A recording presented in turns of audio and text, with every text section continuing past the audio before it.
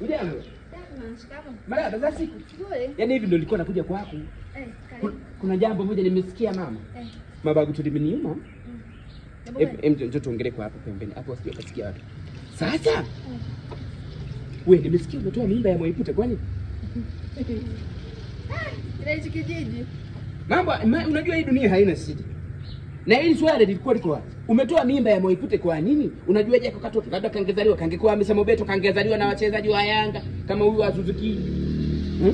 Watoe watu ng'ombe nini ngapi? Ndio walitoa milioni 30 na ng'ombe mafuso mawili.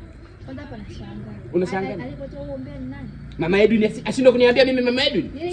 Si ulienda kwake ukatolea mimba kwa Mama Edwin. Kwa nini umeua mtoto wa nani wewe? Maidwin nitakachomfanya yule. Utamfanya nini lakini ni uongo. Ni uongo utatoa mimba ya Mwaipute. Sasa ngoja nikwambie hapo kweli. Ndugu yangu nimetoa kweli mimi. Kwa nini? Kwa nini?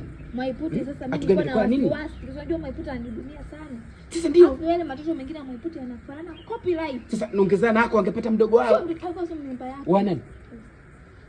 Mimba ya nani? Nani? Mwanako. Mwanangu nani?